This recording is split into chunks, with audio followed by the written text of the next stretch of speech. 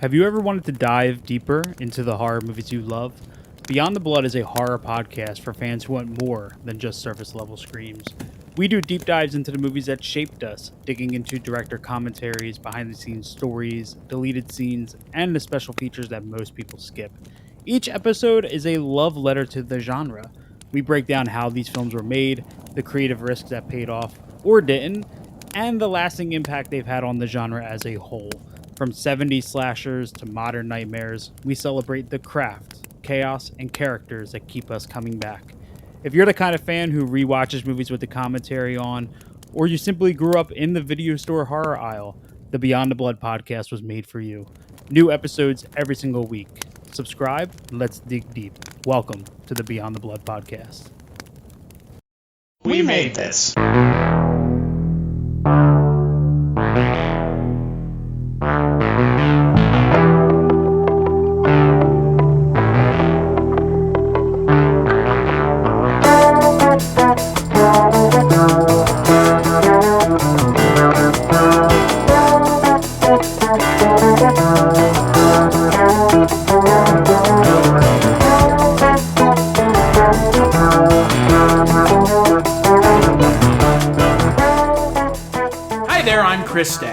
And I'm Jess Byard. And we are the hosts of the One Season Show, a podcast, though you already knew that by listening, where we take a look at TV shows that only lasted one season and we cover the entire show. Each month we tackle several episodes per show, and on this particular episode we are finally finishing Fox's Werewolf from 1987. Finally is the key word. 29 episodes, even at 23 minutes long. Holy shit. It took a long time to get through this. Well, and let's not kid ourselves. And we'll talk about this at the end when we give a little post-mortem, as it were. But yeah, almost all these episodes just run together. Just like one big fucking flesh mass of just garbage. Yep, pretty much. I mean, at this point, like, I know we watched all the episodes. There's proof. There's recorded proof, but I have probably forgotten a grand majority of the first episodes. Well, and you would not be to blame for that because again, most of them just run together. So, with that in mind, on this episode, we are going to be talking about the final stand of episodes from Werewolf. We're going to be talking about Skinwalker, King of the Road, A Material Girl, To Dream of Wolves, Part 1 and Part 2, Blind Luck, Grey Wolf, and the final episode of the show, Amazing Grace. Eric Cord was just an ordinary college student until he was attacked by his roommate, a werewolf. Now he's running for his life, chased by a bounty hunter for the murder of his cursed friend. In pursuit himself of the evil werewolf Skorzeny, the source of his bloodline, a beast who must die to set Eric free. A race against time and the bloodlust that threatens to overwhelm him. Now, Werewolf, the legend continues. Let's dive right into it with Skinwalker. It's directed by Rob Bowman again. It's written by Christian Darren. It stars Del Birdie, Patrick Bishop, Eric Hart. And this episode, like almost every single episode, follows Eric as he comes into a town looking for Skorzeny. And this town has had some murders done by a skinwalker. If you know anything about Native American lore, skinwalkers are kind of like Wendigos. They're like Native American shamans that can shapeshift. And, they're really fucking scary if you actually read about them, and if anybody could manage to portray one, or a Wendigo for that matter. Well, you know what? Ravenous is fantastic. Tony Hillerman's book about skinwalkers is pretty great. I'm partial to Tony Hillerman. I'm talking about... I have not read the book, but I was going to say as far as like TV or movie goes. Yeah, well, and there was for some reason we just never get anything good. Well, there was a PBS Mystery Hour mystery of the Tony Hillerman book of Skinwalkers. But it's, you know, I mean, if you're not into like mysteries, there's like a supernatural thing, but it ends up like not being supernatural, but it looks like it, but that is something worth checking out if you really want to see how they portray skinwalkers, because this is not good. Shocking. I actually read a book, I can't remember what it's called now, but I think I read it about last year, and it was about the Donner Party, but it was like a fictionalized version of it. And it's just their tale of crossing through the past and everything, but it's actually about Wendigos and gets into Native American lore. And it was actually really good, and it had some really creepy imagery and vibe to it. So if you want to read or watch something about Wendigos that's awesome, don't watch this. Watch Ravenous or read any of those books, but don't, for the love of God, watch this episode. Yeah, so this episode is, again, so much of this at this point, what is this, 22 episodes in? It feels so fucking rote and formulaic. And look, there's 7 episodes between here and the end, and it's not going to change. Actually, I take that back. It does kind of change, or it fakes you out thinking it's going to change, and then it doesn't. Kinda. It actually makes things worse as far as I'm concerned. The whole latter half of these last chunks of episodes that we watched, which is this the most amount of episodes we've watched per This is 8. one of these? Yep. Okay. Because So. we've also been kind of sort of forgetting to we've been like missing one at the end, essentially, is what's been going on. Right, yeah. Either I miss it or you miss it, and yeah. Yeah. So with this last chunk of episodes, seems like they were just throwing as much shit as they possibly could, because we get some new werewolf rules, kind of. Well, we get a new group of werewolves. Well, we get a whole new group of werewolves, but yes, there's telepathy now. Oh my I guess. God. I don't even. We'll get to that. Do we have to? But you know what? Do we have to? We do in like 3 episodes from now. When we dream of wolves. But yeah, I kind of, and this has been throughout the whole season.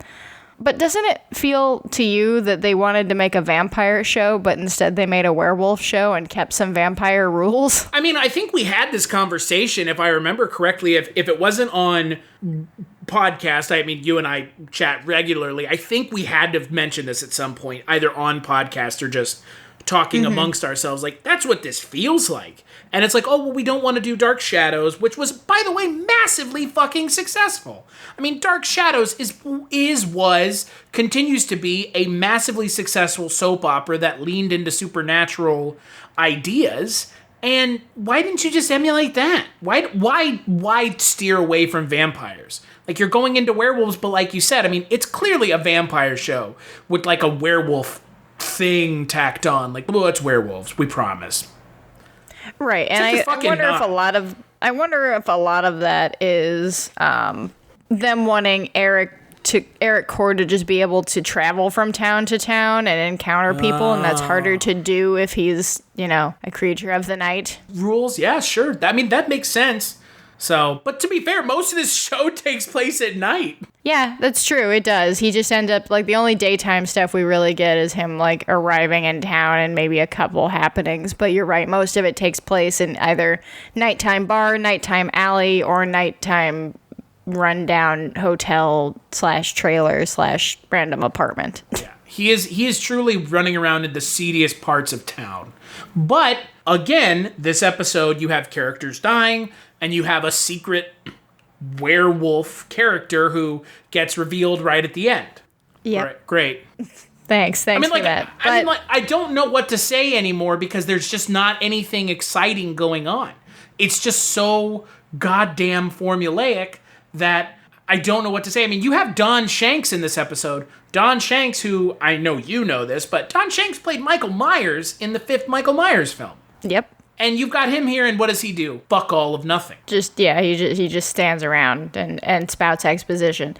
This episode is really boring, which, I mean, they're all pretty boring, but this one is especially boring because pretty much nothing happens. I mean, they're literally just talking around the bar, and it's also really, this episode did not age well at all. Red man, come here, red man. Like, oh god, yeah. Oh no. And then the line, "We're short on happy Indians tonight," and Eric says, "Don't go beating me over the head with a tom tom or whatever you guys do." Like, what?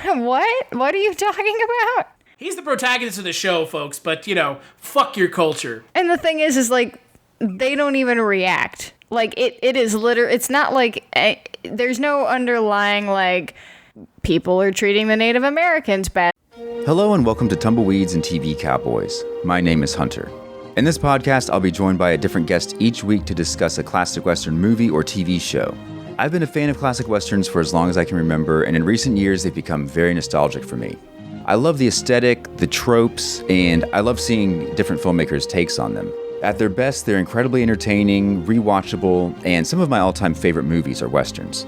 We'll mostly focus on Western movies made in Hollywood, but we'll also be covering spaghetti Westerns, and one thing I'm very excited to get into are Western TV shows. I've got some amazing guests coming on the show, film professors, historians, and podcasters. And Tumbleweeds and TV Cowboys is part of the Someone's Favorite Productions podcast network, and many guests on the show will be from other shows on the network. Thanks for listening. And, we need to pay more attention to this, and we need to be more, sensitive to their culture. No, he just says these things, and they say these things to each other, and nothing happens. Like, nobody blinks an eye. They're literally nothing. just treating them like that, and they don't care. Yeah, because they're written to not care. Cool. Yeah, it's, I think of the episodes that we watched for this kind of group of episodes, this one is just bizarre to me, because, yeah, there's this whole aspect of, like, a culture having, like, white people have no idea how to deal with this culture, so let's just, like, make fun of them. Right, and, well, okay, so the main gist of this episode is that there's this bar that Eric comes across, and it's a bar on a reservation, and it's essentially just like a bar run by an older Native American man who is essentially giving jobs to people of the tribe who are down and out, or have post-traumatic stress disorder. It's a community thing for them. And then people start coming up torn to shreds. So of course Skorzeny, or whoever the fuck, is killing them. It's Skorzeny, but it's not. But it's not. It never is. It never is. Skorzeny's there, I guess, and Eric shows up, and then Alamo Joe shows up, and essentially all he does, he's in it for maybe 2 scenes, and all he does is he tells a few of the Native Americans who have already met Eric and are not happy, aren't keen on him, that, hey, he's wanted for murder in Los Angeles, and I need help finding him. And then the next scene is these 2 Native American characters kidnapping Eric Cord, roughing him up, tying him up, like basically threatening his life. So Alamo Joe essentially just comes into this town to incite violence and then disappears to fuck off wherever for a while. But right after they capture him, it, cuts like there was a commercial, and the next fucking scene is them saying, "Oh my God, I'm so sorry. This was a mistake. Thank God, Grey Wolf, the older man who runs the bar, told us you were cool, so we're not going to beat you up." They skipped all of the action. They started the show with him getting attacked, and then cut to commercial, and then cut immediately back to, like, the aftermath. It's like they just... And if you've got a problem with them skipping the action, get ready, because they do it a lot. These episodes all of a sudden become just like bizarre plot hole filled garbage. Yeah, and I mean, did we establish whether or not they knew they were being canceled? No, I have no idea. Again, no one who worked on this show would talk to us. I can't imagine why. It's not like John J. York's not working still in the business. He's on General Hospital or something. Right, but I'm sure he's making that General Hospital money. He doesn't want to talk to us. I don't think he wants to talk to anybody about this show, period. He's getting those chiller residuals from the show in Germany airing on some fucking public access station. God knows what. So I think it's safe to say we need to move on to the next episode, which is... Yes, I should say so. Which is King of the Road, directed by Richard A. Kalla, written by series veterans Chris Bunch and Alan Cole. And there are actually big names in this episode. You got Sid Haig, who just passed away recently, God rest his soul. Guy Stockwell, who is in this as well, and Henry Beckman, who, if you're a fan of the X-Files, he plays the kind of the older retired detective in Tooms and Squeeze, which is super cool. I mean, you've got a little bit of like X-Files pedigree going on here. He plays Detective Briggs, I believe is the name of the character. And so this episode is a bottle episode featuring Eric on a in a boxcar with a bunch of hobos, and guess what? One of the hobos dies. Right. First of all, we're back to him jumping trains again, which is just a thing that he does very often. And this, I want to make a point here, and that we have talked about how he just randomly gets all these jobs and manages to get from town to town and is always employed. And he's always fucking, just walking and hopping trains. Where's all his fucking money? He could have a car by now, I feel like, in 1987. He could have, put a down payment on something. And I guess if you're running from... Why are you bringing logic to this? Why? I know. Why are you bringing logic to this? Don't use your brain. Come on. They're not. Why should you? It's like he's acting like he's totally poor half this time, and I swear he's been steadily working, and he's not spending his money on anything. Well, best we can tell. I suppose, because we never get any of that happening. We don't get to see anything at all. No, so this episode, like the last episode, like so many episodes, features Eric talking with people, explaining about what's going on. Then all of a sudden they go to sleep, wake up, one of them is dead. I believe it's the character played by Guy Stockwell dies. And so then they have a hobos court, which I thought was just the funniest. Bum court. Da-na-na-na-na, bum court. And this is the judge, Judy, and executioner, and it's Sid Haig with a pistol putting it down. Right. And then it turns out that the character who died didn't actually die. He is the werewolf. Bwomp, bwomp. And speaking of, because we were talking a little bit about them skipping the action, did you notice how Guy Stockwell becomes almost said vampire. He becomes a werewolf, Eric Cord becomes a werewolf, and then it just cuts. Yep. What? Again. Did you want to show us what's happening, or do you fucking care? You've got two werewolves in a boxcar together, and the appropriate response from the show was, this is not important. A bunch of hobos talking to Eric Cord is more important. Yeah, let's sit here for 15 minutes of a 23-minute show and basically just banter back and forth about hobo stories and point fingers at who you think is the murderer. And then the second any ounce of action happens, cut. That's it. And I guess that's where we're just running out of money left and right here. Episode just ends. That's it. It just ends. It's wait, what? Okay, so did they kill? What happened? And then there's Eric just getting off the train. What?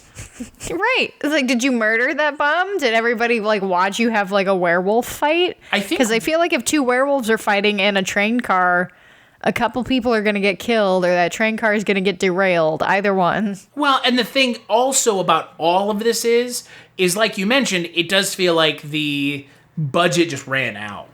Yeah. But you're still having people turn into fucking werewolves every episode. I know. Maybe, just shift the budget elsewhere. You had, take some of that from the effects budget. I'll tell you what, though. It seems like as we're nearing the end of the show, they're now just doing, the half werewolf. Where it's he's got the fake teeth. Or in Brian Thompson's case, in a couple episodes, he's got the werewolf hand.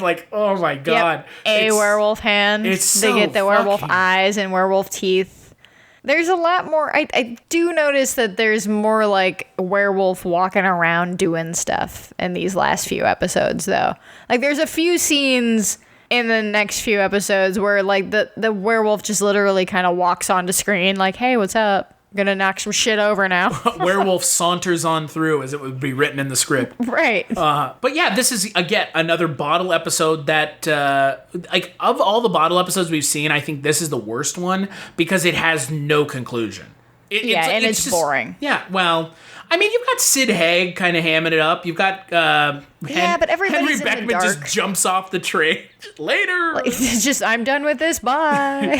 So long. And you know what? Yeah, it's also, I know we're watching this from a rip from YouTube because the rights never got the song. Right. Licensing rights never got handled, but holy fucking shit. It's impossible It's dark. to watch this show sometimes. Half of it, I mean, Sid Haig was a tall dude, and they're shooting him in this boxcar with low lighting, so you get to see his knees up, and then his head is obscured in the shadow 90% of the time. I'm also glad that they have his character name on IMDb because they never said what his name was. Oh, what was it? Bud Topolsky. Oh, sure. Okay.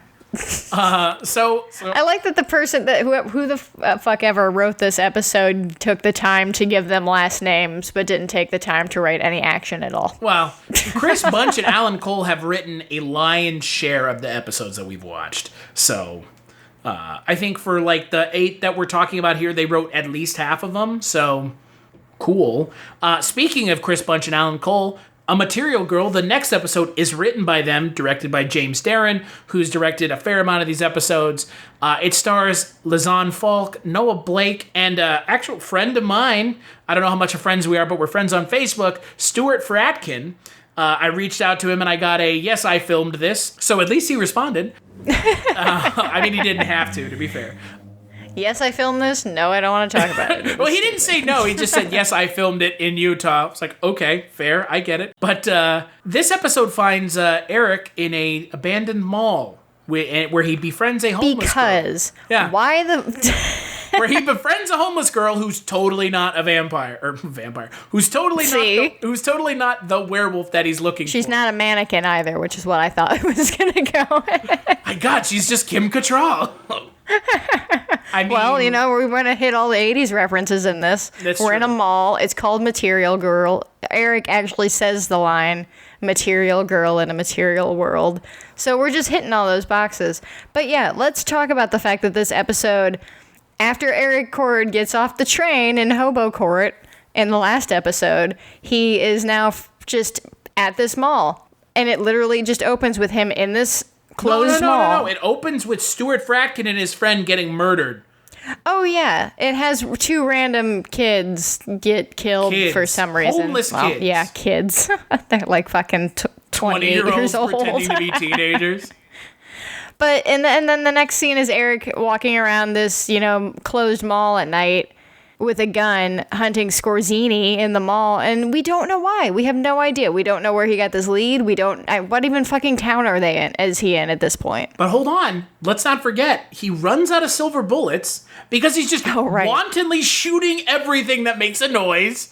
Like, oh my God, this clock made a noise. Bang. Like, what the fuck? This roller skating teddy bear which, to be fair, that roller skating teddy bear is like the creepiest thing in this entire series.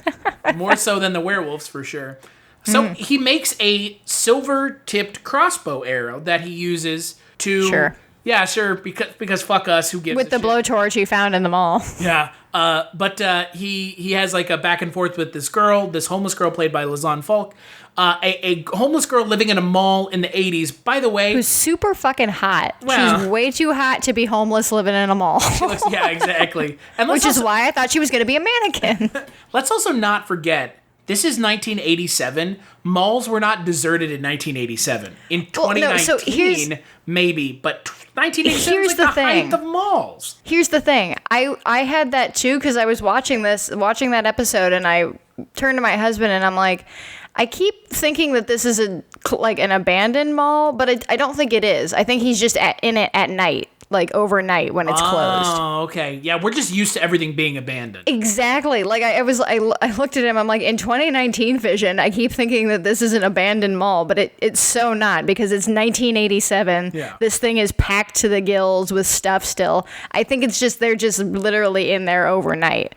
And she lives in the mall. I do want to say my favorite monologue in this entire fucking show happens in this episode. So you've got Lizanne Falk, who is talking about like how malls, like you can essentially like see your past and future in the mall, and it's so hammy. Like, it's so 80s. Oh, like the mall was everything. Yeah, the mall was your life in the 80s. Like, look, you and I are the same age. We didn't grow up in the 80s, but mall culture was still there. Yeah, I still went to the mall on the weekends. Yeah, but yeah, like the 80s. But I wasn't going to the movies at the mall and going bowling at the mall and like living, like having my whole fucking weekend at the mall. No, like Stranger Things season 3 pretty much encapsulates like mall culture to a T. Right. And like that's where this episode's kind of taking place. It's like a very like 80s mall, like you kind of know what you're getting. But yeah, and so it turns out that the girl that he's, you know, at the mall, that's hanging out at the mall, is a fucking werewolf.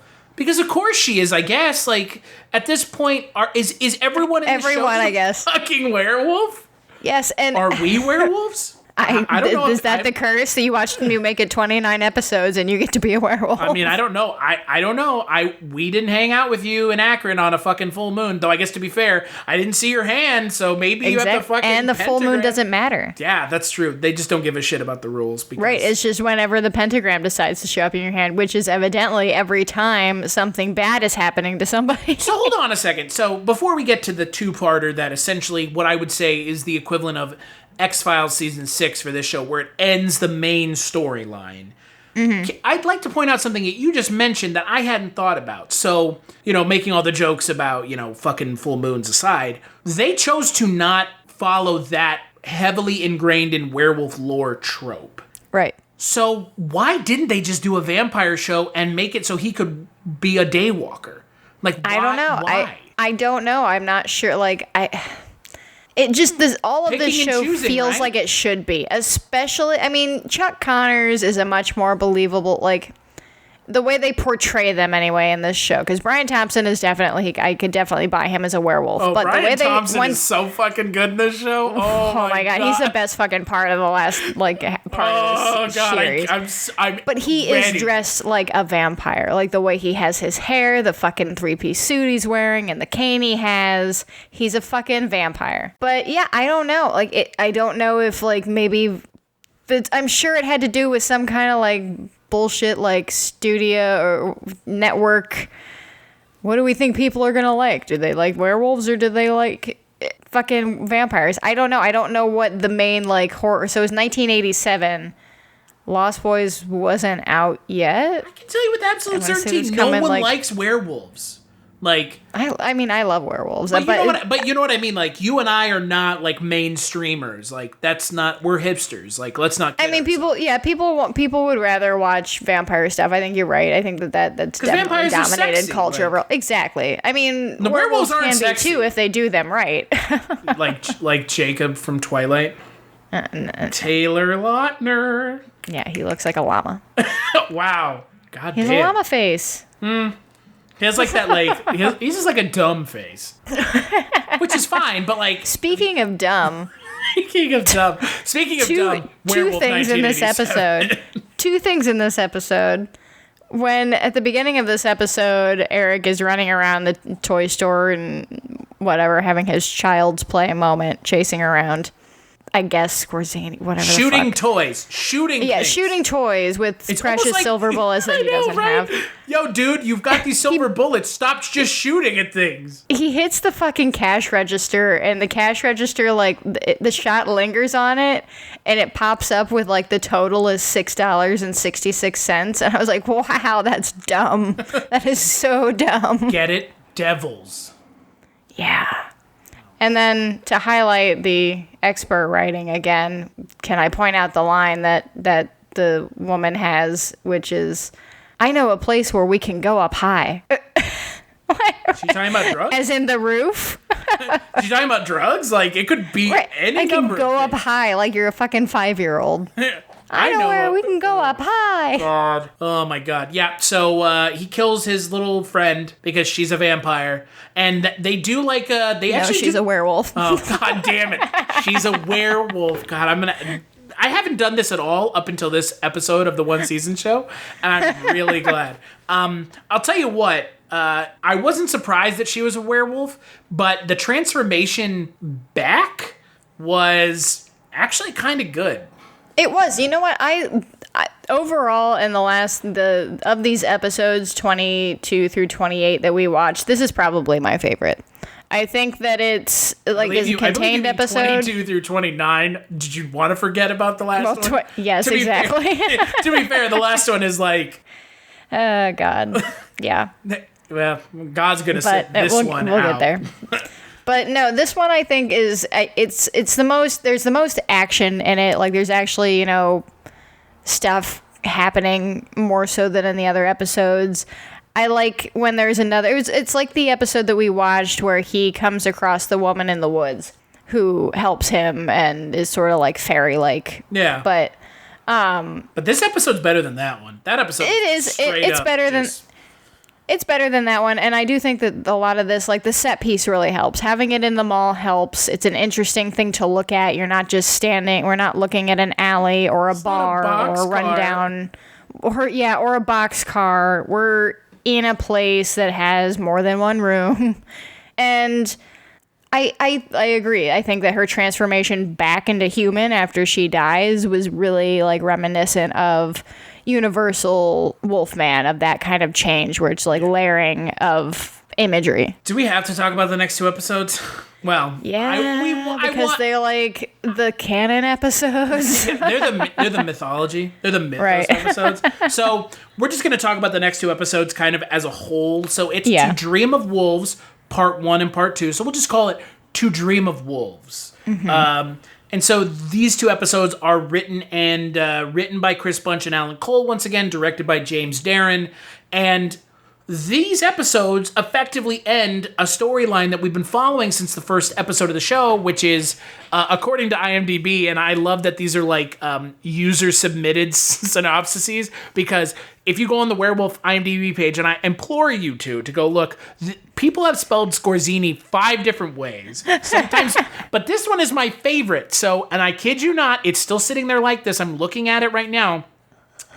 I don't know if you know this, but in this episode, I can't even do this with a straight face. Eric slays Slorzeny. Slorzeny. With an L, folks. Slorzeny. Which sounds like a character from the fucking Land Before Time. Probably the Slee Stacks. But this episode ends the Chuck Connors, body double experience of the show. Right. Because Chuck Connors ended his role on this a long-ass time ago, but his character's still fucking there. Yeah, I don't know. I think Chuck Connors has not been on the show since our 2nd episode that we did. I think so. Like, yeah. I don't think he had. It would be our 3rd episode, because our first episode was the pilot, so it would be our 3rd episode, which was essentially like the halfway point. Halfway through the season. Yeah, he's been gone, and it's basically it's been a body double who's obscured by shadows or shot from far away or shot from behind so that you never actually see who it is. And that is a huge problem with ending his storyline, because I mean, I guess we can just skip all over this episode. We'll start with the Skorzeny shit. We're going to start with Skorzeny, but we're not going to talk about the mime? Like... okay, well, yeah, this whole fuck... What the fuck was that even? Like, It is my first note. My first note for this episode is just mime, because there's a mime that Eric comes across and does some mime stuff for, and then he's gone, and then he appears a little bit later, like at the end, towards the end of the episode, and then he's gone. And then we'll get to him. Or is he? Like, I don't know, because we'll get to the end and what happens to the mime, but I don't know. But first with Skorzeny. You mean Slorzeny? Slorzeny. Whoever wrote that, thank you so much, because you made our evenings by misspelling it. Slorzeny. Having that character end, like, be done this episode is fine. Like, I would totally be okay with that. But it's done in such a hugely anticlimactic way, because you can never see, because you can't see the actor. Because they don't get to go back and forth, nothing. No, there's no talking, there's no, like, final, huge face-off. It's, I mean, the way he kills Skorzeny is pretty cool. He, like, basically impales him on this big electrical board and electrifies him, and then he dies fucking flat on his face. Just bleeding out. He, like, hurls something at him, and it's like there's like a charred corpse. Yeah. But, like, that's all it took? Really? But that's all it took. You don't get to hear from him anymore. Like, you don't, again, there's no talking, there's no back and forth, because all of this is some body double. It's just some guy that they have playing Skorzeny because Chuck Connors isn't in the show anymore, and they didn't recast him for some reason. They just did this. So we get nothing. And then the music that they have playing behind it is like the most... it's just... It's not... I don't know. They just totally... This tone for an ending for your whole fucking villain that you've been chasing for 27 episodes, 26 episodes, and you end him like that. And then it's just over. Like, he's just dead. And then we move on to the next big bad, which is Brian Thompson. Brian Thompson. He's fantastic. So, Brian Thompson, for those of you that are X-Files fans, is the Or Fright Night 2 fans. which I have not seen, but which is fantastic. I would like to see it. He is the werewolf bounty hunter. He's the alien bounty hunter from X-Files. He is also Shao Kahn in Mortal Kombat Annihilation. He also plays one of the goons that the Terminator kills in the first Terminator film. That is true. Laundry he totally Day? is with Bill Paxton. Yeah, Laundry Day. Yeah, that's Brian Thompson. He is perfect in this role because he is such a talented character actor and he knows exactly what to bring to the part. And that was the thing with Chuck Connors that I think I speak for both of us. We appreciated that Chuck Connors fucking hammed it up. He was like, I'm just going to do whatever I'm going to do. I'm going to go for it. And it's going to be wild and wacky and over the top. And you know what? It totally works because with John J. York's performance being kind of dialed in and a little like, I don't know what to do. He's the ultimate straight man. Like, he's just, he's not funny. He's not anything. Danger. He's nothing. He's moderately pretty. And that's about it. Yeah. Like, he's just so, like, I'm just here doing this one job to find Skorzeny. I have zero personality and zero other goals or complexities to my life. He's the Leonardo of the Teenage Mutant Ninja Turtles. You just don't care. And you know what? That's fine. But you have to have somebody to play off of him. If you're going to have the super, super, super straight, serious man, then you have to have somebody to bounce that. Like, having an eccentric, crazy villain to play off that makes that funny. Like, it makes it work. And I realize that, funny is probably not what they were going for. They wanted to have, But it is so over the top. But yeah, having people like Chuck Connors, who is, a well-known actor before then, character actor before then. I personally love him in Tourist Trap. And then you introduce Brian Thompson, who's even more of a ham, and the way, I love his face, just the way he looks. He has a great everything face. About him is he does. It's just everything in his voice. It's just perfect. It's perfect for an eccentric, crazy fucking werewolf / vampire villain. And he has perfect hair. His hair, oh my god, was so great. Perfect. A la Werewolves of London, his hair was perfect, and he's great. I honest to God wish he had just been the villain from the fucking get-go. Yeah, that would have been great. And then if he had been peppered throughout the whole series, that would have would have been a much better antagonist because he's essentially Brian Thompson's character, Remy, was he sired Skorzeny. So he turned Skorzeny. Eric realizes that Skorzeny's not the father of all the werewolves, so therefore killing him doesn't matter. He is a pawn just like Eric is. Yes. And therefore Remy, Brian Thompson, is a much more evil, over-the-top vampire who, yes, we get to see in basically both of these episodes, this whole two-parter thing, is essentially just... when you were a kid and you had those computer games and you'd hover over something and it would tell you about that thing? Welcome to this episode. This is just Eric Cord picking up stuff and picking up random objects that he finds, and then we get a little flashback of exposition about Brian Thompson's character. That's the second part of the episode. In the first part we get the Revolutionary War stuff. Oh, that's right. Yeah, I probably didn't remember that. Which I want to see that too. Can we do that show? I want to see Werewolf Men of the SS. That's what I want to see because you have Brian Thompson. And Brian Thompson as a Nazi werewolf. I am so down for that. It was so fucking great. He's like a Nazi werewolf in like an SS outfit, and he's sitting there just being a fucking creep and turning this poor woman into a werewolf. And I'm like you said, I'm down. I'm good with this. Yeah. Bring it on. I will watch the chronicles of Brian Thompson's character through the Revolutionary War to the fucking World War II. I will watch all kinds of that show. Yeah. This show, no, but at least he's in the last few episodes here and last 3 episodes and kind of makes up a little bit for the boringness of these episodes. And yes, we mentioned the woman. So in this episode, Eric meets another woman who could be a potential character and then is quickly gotten rid of, quickly dispatched. But her last name is Bathory. Right. But that doesn't make any sense at all because she's we're led to believe that she was at a concentration camp and Brian Thompson was like, hey, I like you. I'm going to make you into a werewolf and my slave. Super fucking dark, by the way. It is. And like, that's the show that I want. Like this episode, like, there's a lot of little teasing with a potentially good series of episodes here, and it just never happens. Yeah, and obviously, don't it's never tease us gonna with happen. it, and then do like a blind woman who trick shoots in the next episode. Like, fuck you. Right. Yeah, But this is the show I wish we had gotten from the get-go. But at the same time, these episodes aren't that good. I mean, they're essentially carried by Brian Thompson's completely bombastic performance. Yes, and that's really it. I mean, this episode is Eric is in this fucking carnival where he meets this mime for some reason.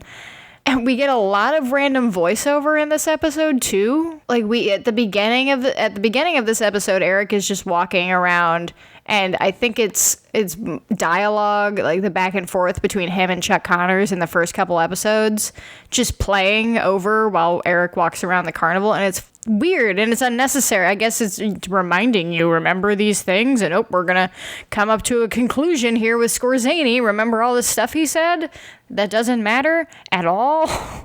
And at this point, he meets the lady who he trusts and thinks that he's gonna save, and then turns out she's actually a werewolf that Brian Thompson, and is working for Brian Thompson's character, and locks him in a hole? Shelter? I don't know. Like, who fucking knows? There's all A of a sudden really just like tiny one. a plot convenience shelter. Yes, a plot convenience shelter, and where he's like, okay, make sure you lock me up because I don't want to hurt you. And she's like, I'm not, I'll make sure of that. And then turns out she's a werewolf and locks him in. And then the next fucking episode, The mime is dead in there. the mime is dead because we get to see him at the top of the hole for some reason. And then the next scene is the mime dead at the bottom of the shelter, and Eric is gone. So good job, I don't know how Eric that happened. Cord, killing a fucking innocent mime. No idea how that happened. We never get to see it. And yeah, did the mime sacrifice himself? I don't understand. Like, this mime was peppered throughout both of these episodes for this two-parter to just die for seemingly no reason, I guess. He dreamt of wolves, and look what happens when you dream of wolves. You get a nightmare. I just And came here's up the with that thing. shit. I don't think that has anything to do with anything. The dream of wolves thing was like something that Brian Thompson says in the first part of the episode. Yes. Which, I mean, I guess that, we get some background story on him, which is interesting. You're going through the Revolutionary War and seeing him there, and you're seeing him in World War II and all that. And that stuff's pretty interesting and cool. But after that, it just, again, it's just Eric touching random objects. We get exposition. And then we learn that Brian Thompson can control telepathically. Like, he can force Eric to kill himself. Because at one point, Eric's holding like this dagger. He has him pick up this dagger and cut his own neck with it. And is that something that all werewolves can do? Is that something that only Brian Thompson can do? Do you have to be a certain age werewolf to do it? According to Right. werewolf lore, none of this shit is ever in any werewolf anything ever. Right, else. it's all vampire shit. Yeah, it sure is, isn't it? Jesus Christ. Yeah, again, it's just super. There's like a lot of stuff that they introduce, like the telepathic thing where he's like touching the items and all of a sudden he's seeing all this. Like, why are you introducing this now? There's 3 episodes left. Yeah, I mean, and that's what I'm saying. Like, I don't know. It doesn't appear, especially how we end this show, it does not appear that they knew they were going to be canceled. I would agree with that 100%. So let's move on to the next episode, Blind Luck. Directed by John Paré, written by Dennis Foley. Stars Marshall Teague as a fiancé who plans to kill his blind girlfriend, who Eric Cord saves by literally murdering him in front of her. But she can't see it, so it's fine. And then she just goes on a roller coaster while her fiancé's just fucking dead somewhere. Well, to be fair, like, this dude that she's marrying, like, is engaged to, has another girlfriend that lives with him. And that's how Eric figures it out, because Eric is at his apartment with he gives the blind woman a ride home, or a ride to her fiance's apartment where she's going to surprise cook him dinner. And while Eric's looking around the apartment and she's talking, he picks up a picture, and thank God, I mean, we would have figured it out throughout the plot anyway, but when he picks up that picture, I couldn't tell shit because it's so blurry and YouTube ripped that you can't tell that it's a different woman in the picture. It's just some blonde blur, and the blind woman is blonde, so... They should have just had the background go bum, bum, ba, like... Right. Fuck, we have no fucking clue here. You know what, and so yeah, he has this whole other life, and I guess the whole idea is that he was gonna marry this woman and take out this life insurance policy and then kill her and take the money. And you know what this is? This feels like a Tales from the Crypt plot without any sex and no murder. Well, I guess there's one murder at the end, but a very bloodless murder. Yeah, it's not fun. There's no sex and no gory murder in this, but this is definitely a Tales from the Crypt episode. The love triangle. It's, a love triangle, because that was the fucking show's du jour for the longest time, which, by the way, is not good. And then then you've got this, which is essentially neutered Tales from the Crypt, and it's also not good. Nope, it's super boring again, and...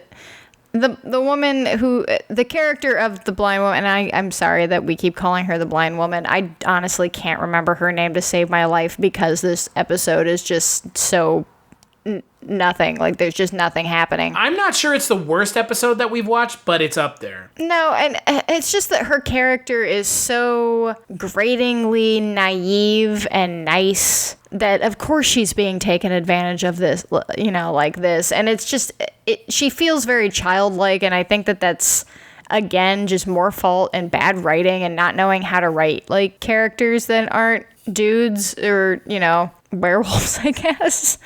But the female character writing in this show has been egregious. Oh, it's awful. Yeah. It's awful. And I mean, that's why every episode that has a potential, like, love interest or character that is a woman, she gets killed at the end of every one of them has gotten killed and then gets killed. Yeah, either she's an evil werewolf who gets killed, or she's a good werewolf who gets killed, or she's just a lady who gets killed. Or she's mentally, like, scarred by seeing a werewolf murder her husband. Right. Sidebar, yes. Did you notice that, like, all these people are wearing coats and you can see their breath, and why the fuck are they going to the carnival in the winter? Have you been to the Midwest? You live in the Midwest. I mean, I live in the Midwest. You mean they don't have carnivals when it's 20 degrees outside? No, we do not. Weird. Oh my God. Yeah, this episode is really, there's not much going on.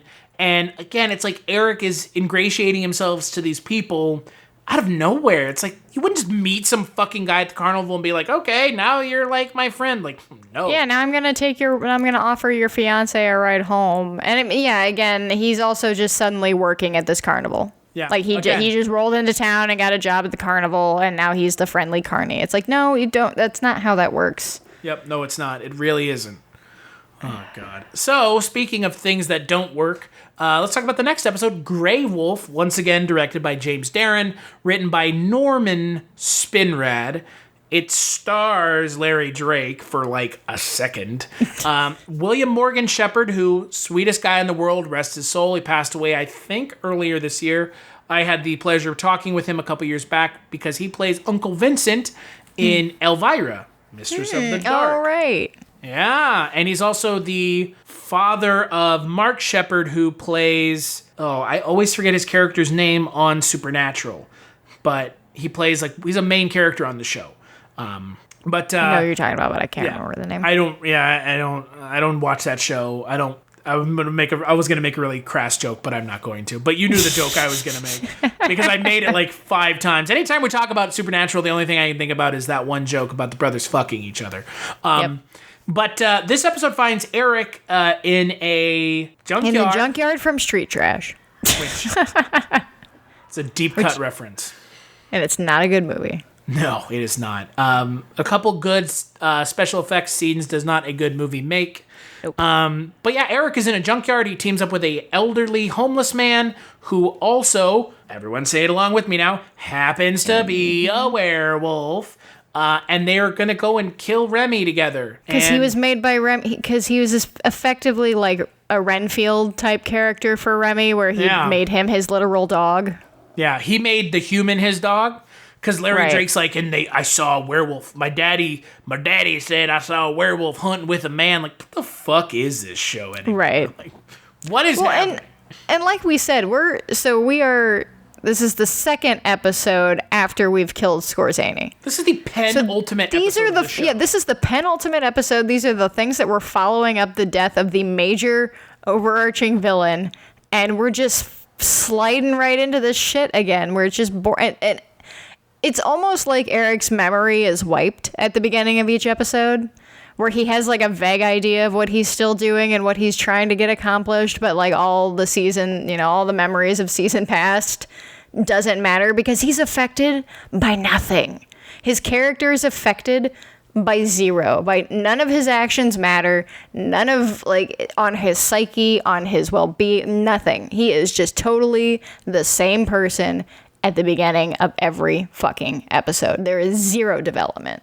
And this episode is pretty much just in line with that. It's boring. This episode is so fucking boring. Because now instead of Slorzini or Skorzeny or Skorzorny or Calzoni... Scorsese. or Calzoni or Stromboli or fucking Boyardi. You've got... we got to kill Remy now. Okay. Well, right. Before we move on to the next episode, we've been on this episode for a minute, maybe. One thing to point out, this is the final episode Brian Thompson is in. And it's just a freeze frame at the end with him going, da-da, like, I got the werewolf, I got the werewolf claw, like, and that's it. And that's the last we hear of his character, who's been in 3 episodes, was established as the next big villain. And like you've mentioned before, and like you've asked me, and I couldn't answer, but I think we can come to the conclusion now, the show was canceled and they didn't tell him. Because Brian Thompson's character is just out in the world. He's still out there now. He's waiting. Watching from the wings. I'm glad you knew, because I was like, did I miss something? Did he die? I Nope. know it just says Remy's dead. No, that doesn't make sense. No, yeah, he's just gone. Well, and I mean, to be fair, when we talked about a lot of the other episodes in the show, between the first and the last, there were a lot of episodes where Skorzeny's just there, but he's not doing anything. And that's kind of this. There's a lot of confusion for me in this whole series of because we have realized that there are so many werewolves in this universe, particularly in the parts of town that Eric is going to. I guess that's because we're following Skorzeny, so he's going back through like all the werewolves he knows, but it's weird that they decided to introduce all of these werewolves and do absolutely nothing with them. Because it's like, okay, we have all of these werewolves coming in and we have Skorzeny, and that's all we get of it. Like that's all they are just existing and nobody else. I mean, having all these wolves, I guess what I'm most confused on, through this series, how many of the people who were being murdered by Skorzeny versus these other werewolves? Because it's never really clear in every episode on whether or not it was Skorzeny for sure murdering the people who, Eric Court is always being blamed for murdering. I wish we had kept track. Because there has been so I think we can safely say there's 29 episodes. There has been another werewolf in every single episode. So almost, there are 29, around 29 werewolves running around, plus Eric, plus Raphael Sparge, who was the werewolf that turned Eric into a werewolf, plus Slorzeny, plus Remy. So that makes, by my math, plus and the Eric, woman, the concentration camp girl. Right. So that's 1, 2, 3, 4, 5 plus 29. So yeah, 34? We got like 30 some. Yeah, we got like 30 some werewolves. And all of them are dead except for Eric and Remy. I guess they're all dead. I mean, he kills them or they die. I mean, Eric makes a point of killing every single werewolf. That's true. He does. It's like, you're all evil, even if they're not. Mean, maybe the hobo werewolf got away. Well, I don't yeah. fucking know. That was never taken care of. But this episode again, it's like, oh, we're gonna go.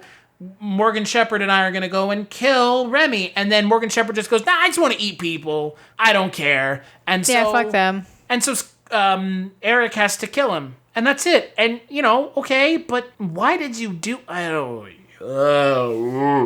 Oh, it's so fucking weird. It feels like it's just spinning its wheels. And it seems like in these last few episodes, we get a lot of werewolves. And so it's just like we're just throwing... Trot the suits out, everyone. We need to show them. And so I get, like, even if you didn't know you were being canceled, fine, I get that. Why are you waiting until well over half of a season that is 29 episodes long? Why are you waiting this long to introduce this stuff that's potentially interesting? Like, this is stuff that you should have been introducing all throughout the series. Like, the possibility of Skorzeny having, his own werewolf creator. They're just...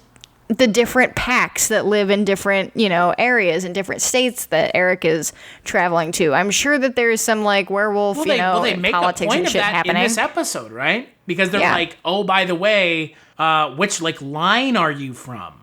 Yeah, which tribe, which pack are you from, Wolf Brother? Is what he's asking him. Next time we get together in person, I hope you greet me as, what pack are you from, Wolf Brother? Oh, God. What the fuck kind of shit? Like, what is... Like, why are you introducing this? Again, like, they didn't know that the show was getting canceled. Right. But even still, even if you didn't know this, you still shouldn't be waiting this far into your series to be introducing some of this stuff.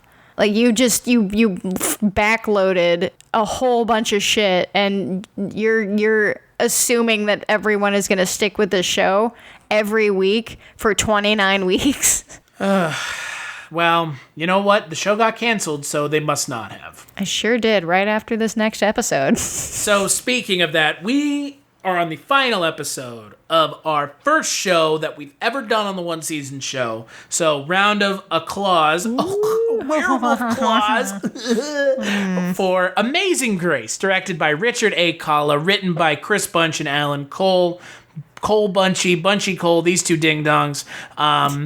It stars Ellen Barnett and Billy Bird, and Eric goes to protect a elderly woman who is committed to a mental institution because she says to the cops, I saw a werewolf. And so Eric takes it upon himself to break her and a bunch of other more than likely mentally, not handicapped, but mentally unstable old people out of a mental institution in werewolf form, which makes the best finale for this show, where he's running and blowing through doors as a werewolf. But yeah, I mean, so this episode opens basically with this older lady reciting to the cops about seeing a UFO. So we're right off the bat told, like, no, that this woman, she evidently comes into, she's a regular at the police station because she's always seeing this crazy stuff and wants to report it. And the cops don't mind because they like her because she's a sweet old lady, but they have to call her daughter for protocol. And her daughter's like this uptight, whatever, like, oh, mother, you're embarrassing me.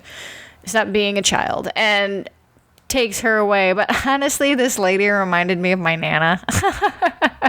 Because my Nana is so into like aliens and ghosts and all that stuff, and I could just this lady's probably my Nana would never go tell the cop. She would just come tell me. But but I had a little soft spot for this lady.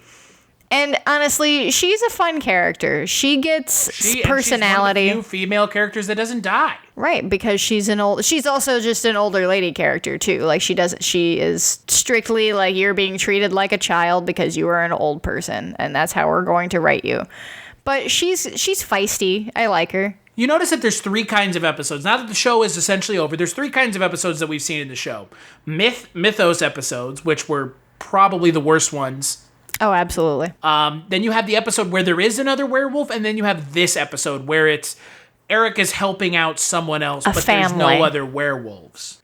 Yeah, where he's helping out a family. There's really only other werewolves when they're like potential love interests for him or potential enemies for him. Right. Otherwise, it's just he's going to a town and doing good for some sort of like needy the family. Everett McGill episode. Right. Or the one where it's like Eric Cord is sitting in a haunted house eating fried chicken by himself. Right. Because that was the thing that happened in this show. I like in this particular episode that, so yes, the old lady sees Eric in and Allie offers him some bread and some money. He gets the pentagram on his hands like, oh shit, I gotta go. Don't want to rip this lady's head off. So he books it. He gets jumped by some street, urchins. Ruffians. Yeah. And the old lady comes to, help him because she's a feisty old lady and you're not going to get away with that.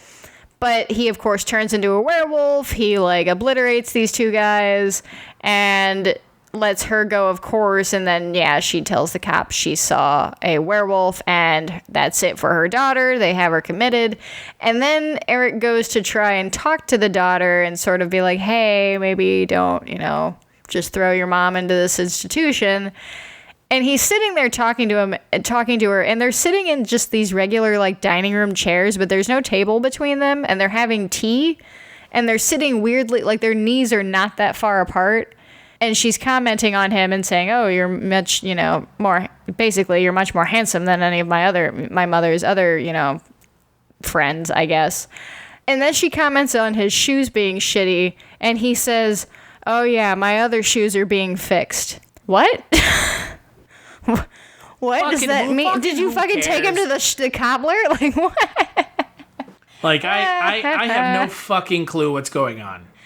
Yeah. And then basically the rest of it is the old lady makes friends with the other eccentric patients in the hospital, and they organize a coup and where Eric is going to help bust them out, but he gets thrown in the fucking room with a straitjacket on, but he's gonna be a werewolf, so we know we get a fucking awesome door blowout. Yeah, which is the best part of this episode. And mind you, that's the last thing we see of Eric Cord on this show. Yeah. Well, technically, the last thing we see in this show is a bunch of old people going, oh, we're going to the aliens. Oh, dude, and it's 12 old people. It starts out with just her and 3 people at a table, but later on in the episode, when he's actually okay, I'm going to help save you, she brings half the fucking nursing, or half the fucking hospital. Let's go. And he's like, what the fuck are you doing, lady? I can't take this many people.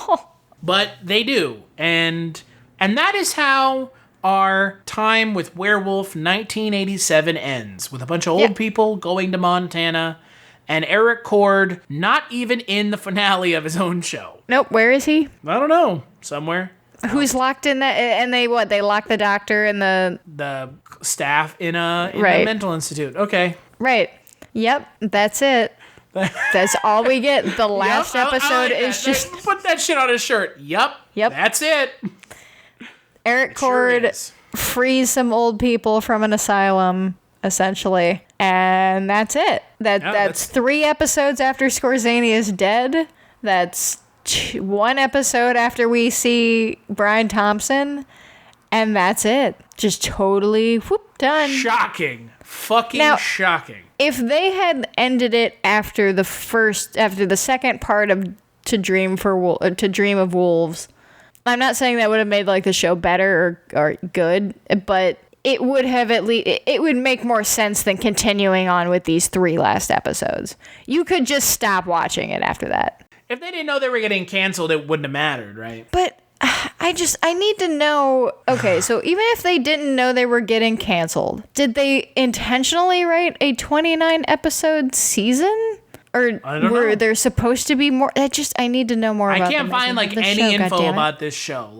And maybe 29 episodes is a lot for one season.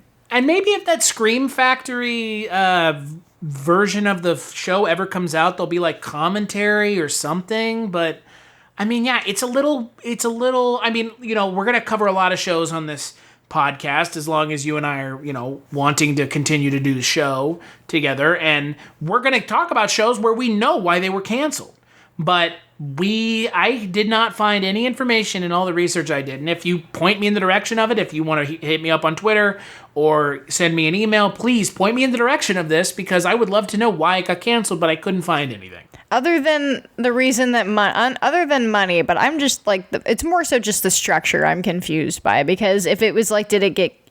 Because let's say they didn't know they were getting canceled and this was the last episode of the season and then they were going to have season 2. Why would this be the last episode of the season? Why would you have the last 2, the last 3 episodes be this way? Well, it's clearly not. Right. So that leads me to believe that they wanted to make like at least like a 30 episode season. Right. And then maybe they were just like, nope, we didn't. We totally ran out of money on the 29th one, and that's it. That's why this episode is literally just saving old people from a hospital. Yeah, it's just kind of like a meh throwaway, kind of not a bottle episode, but just kind of a throwaway episode, just another wheel spinning episode. And it's like it's like this show's version of the X-Files Monster of the Week episid. Right, which I love Monster of the Week episodes. I'm all about those. I agree. In shows I'm with you 100%. But the monster has to be interesting. Well, yeah, the monster is pretty goddamn boring, so... So our little postmortem here for the end of the show. For you, Jess, what is your favorite and least favorite episode of the show? Oh man, I don't even remember half of the episodes at this point. They all blur together. Honestly, my favorite's probably going to be the first episode because I do think that the pilot is I was going to be right there with you. Yeah, I think that the pilot is super solid. I mean, it was an hour and a half. Yeah, it's a feature length. It's a feature length. I mean, yes, it's cheesy, it's 80s, it has its own problems, but it at least feels like a cohesive story, and it did make me excited, for the rest of the series. I think that, again, had these episodes been 45 minutes long as opposed to 23 minutes long, maybe we could have done more, but honestly... This season, this whole show is just a victim of continuously bad writing and bad directing. And it's also a massive missed opportunity. Yeah, it's a huge missed opportunity, and they were very much playing up the fucking werewolf special effects, which fine, they're good towards, the beginning, but they get really boring to watch after a while because you're watching the same thing happen over and over again. So you're wasting money on something that's not even exciting to look at anymore because you know what's coming.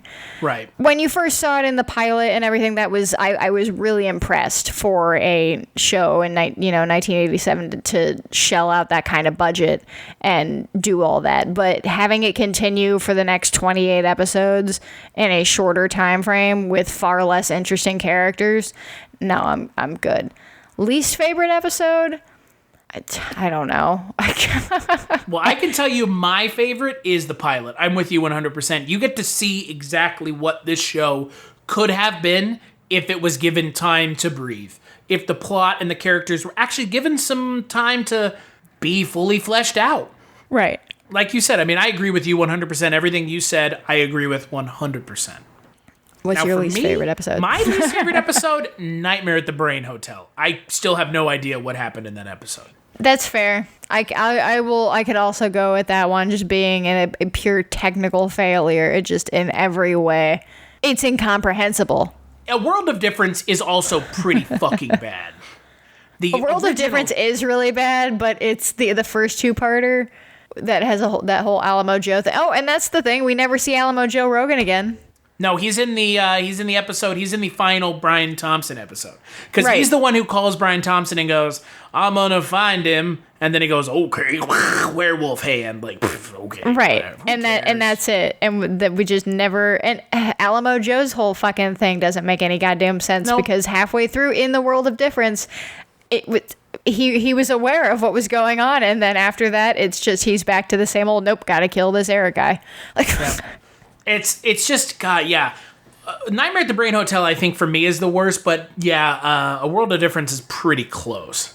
Yeah, I would agree with both of those. I think that A World of Difference is at least a little bit more, like, fun in its badness. At least it's fun for me. Nightmare at the Brain Hotel is just a mess, and it's annoying to watch. It's annoying to watch, it's incomprehensible to watch, and it's aggravating that anybody gave any amount of money for people to do that. Agreed. So what would you give this? This show overall? Out of 5 stars. 5 pentagrams, you say? Yes, out of 5 pentagrams. Out of 5 hand pentagrams? Oh, you know what? On the count of 3, let's say what we're each going to give it, because I'm curious. I don't want my score to affect your score, or vice versa. All right. Okay. 1, 2, 3, 2. 2 pentagrams. Well, there you go, folks. It didn't even matter. We came to the same fucking conclusion. Yep. 2 pentagrams. 2 bloody hand pentagrams. I keep saying pentagrams. It's clearly pentagrams. Yeah, I would say 2. I mean, it's so... There's so much fun stuff to be had, and it just doesn't do it. It could be 3 pentagrams if it were half as long as it is. You mean if the episodes were 40 minutes, like every other narrative? Yeah, if it were supernatural show that ever if it were existed? if it were not 29 episodes, if it were like even 18 episodes, it could potentially be 3 pentagrams, or like at least 2.5 pentagrams. But no, I'm doing a solid 2.